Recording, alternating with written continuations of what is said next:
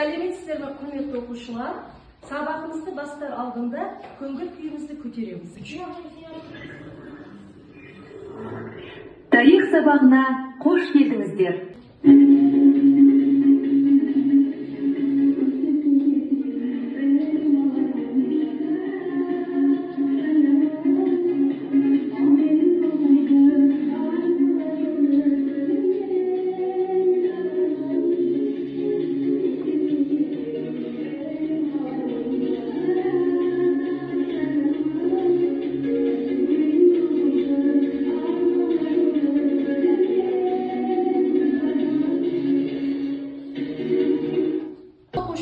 Өткен сабағымызда біз сіздермен Сырымдатұлының ұлт азаттық көтерілісінен әңгімелескен едік. Сырымдатұлы басшылығындағы ұлт азаттық көтеріліс қай жылдары болды? Зияда? 1783-1797 жылдар. Өте жақсы. Көтерілістің басты қозғатушы күші не болды? Дұрдана? Қазақ шаруалары, старшындар, билер, ру басшылары болды. Өте жақсы. Негізгі себебі? Не болды көтерілістің негізгі себебі? Негізгі себебі не болды? Гаухар?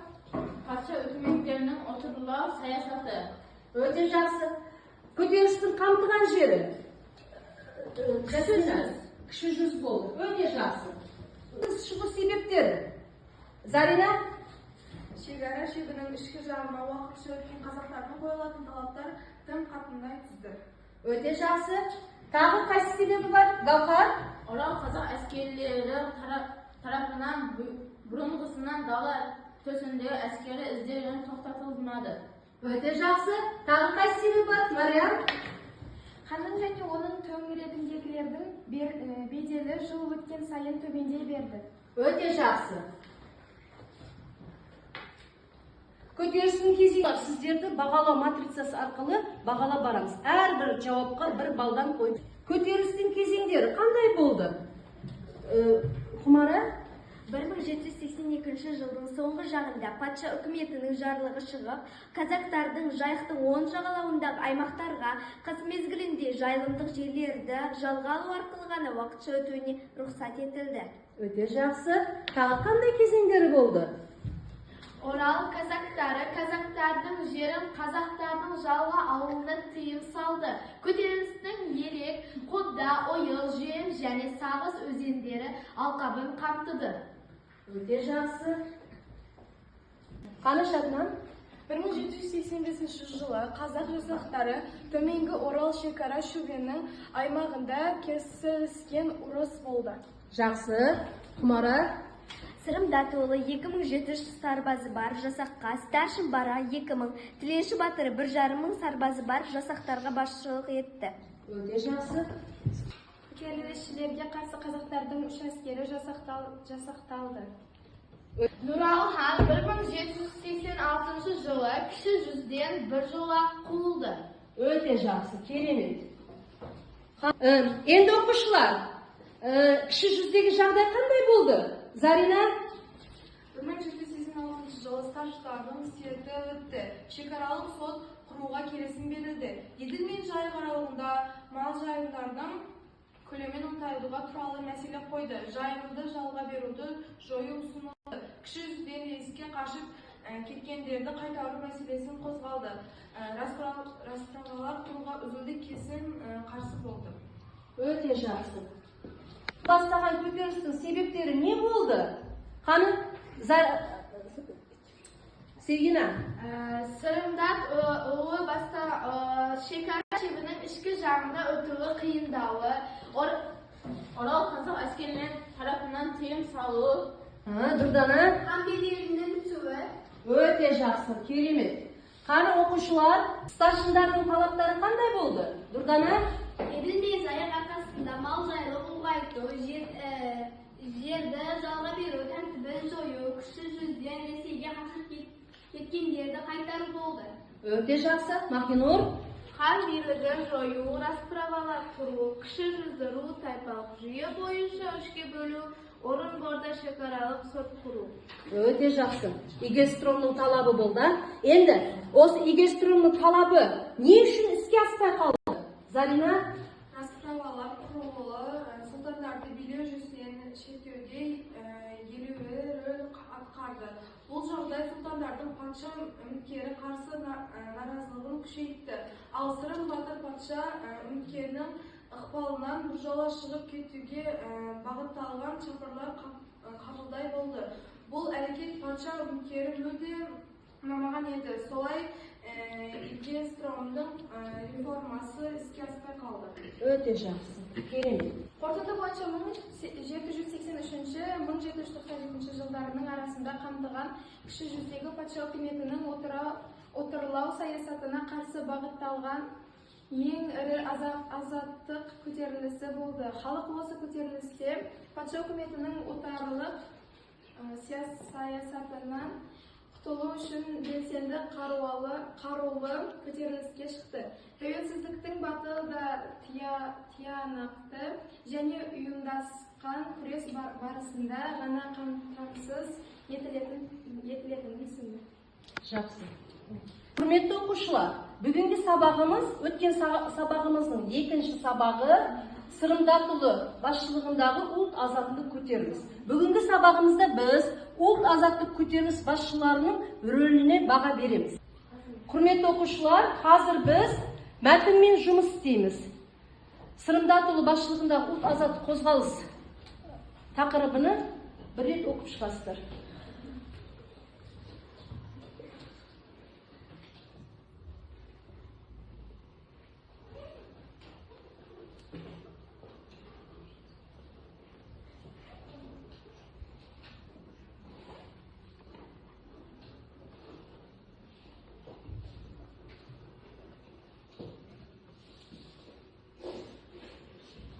Барон Игельстромның реформалары. Қаны кім айтып береді? Құмара?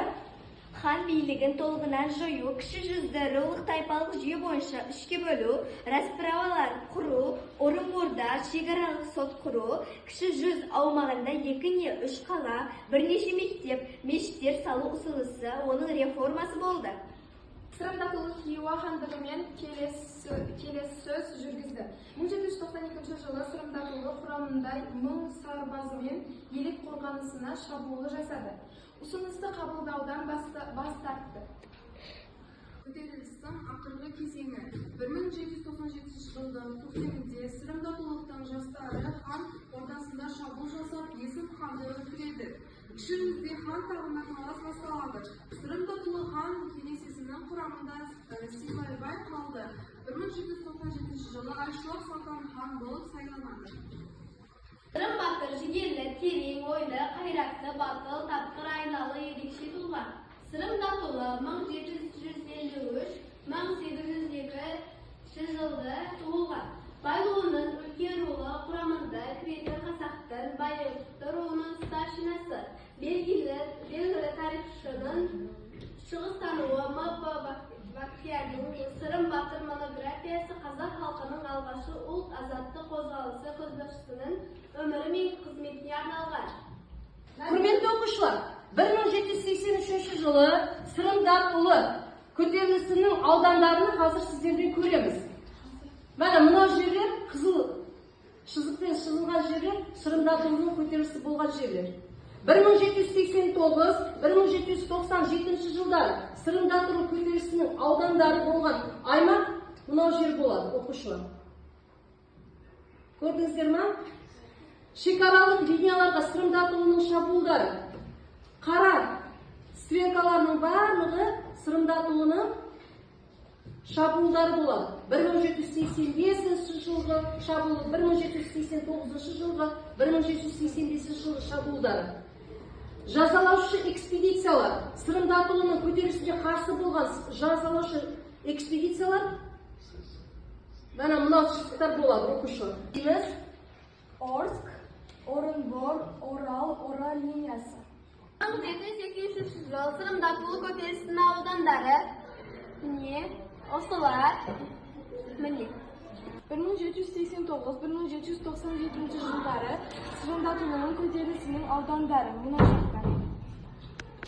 шекаралық мыналардың сырымдатулықтың шабуылдары не осылар. Жазалаушы экспедициялар Орсктан Кіші жүзге дейін, Ілек қорғауларынан, Орынбордан және де Оралдан Кіші жүзге дейін жазалау экспедициялары болған. 1793-1794 жылдары Сырымдатулы қоныстарының ауданы міне және Арал теңізі Сырдария бойларында. Орынбор, Орал линиясы, Жайық, Орал өзені.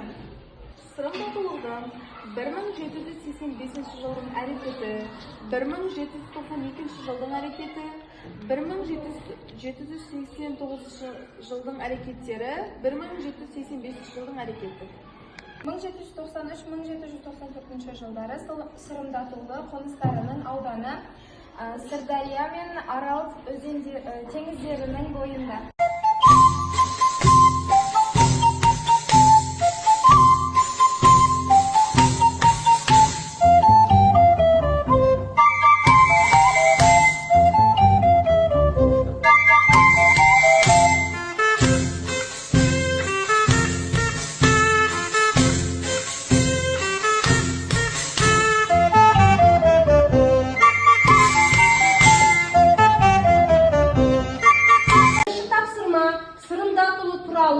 Хронологиялар мен оқиғаны жазып, өз пікіріңізді білдіріңіздер.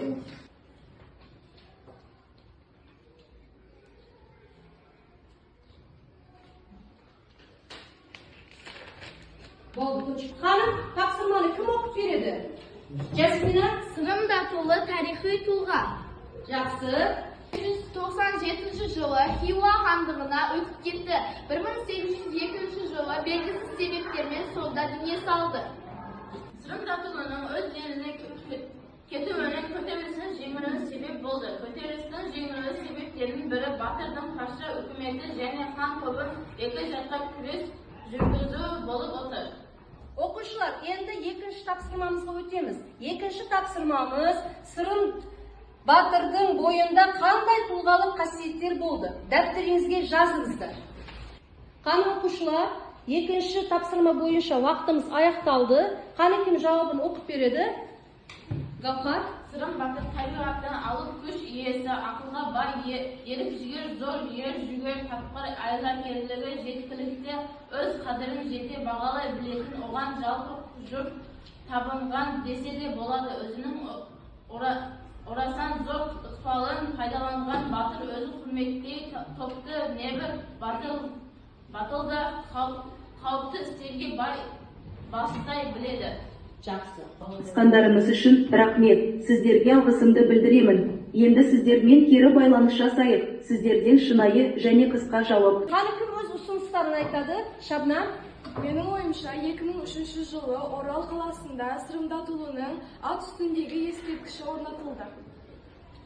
Сырымдатулының өмірі, ерлігі, адамгершілігі туралы мәліметтер халық ауызы әдебиетінде терең орын алды. Өте жақсы. Енді оқушылар сіздерді бағалау матрицасы арқылы бағалаймыз. Оқушылар, бүгінгі сабақта белсенді қатысқан үшін Шабнам 10 балл, Махинур 8 балл, 9 балл, Мариямге 8 балл, 9 балл, Сергинаге, Гаухарға 9 балл, Заринага 10 балл, Дурданаға 10 балл, Жасминаға 7 балл. Осымен сабағымыз аяқталды. Өзіңіздердің кері байланысыңызды жаттықтырыңыздар. Қолдана балл.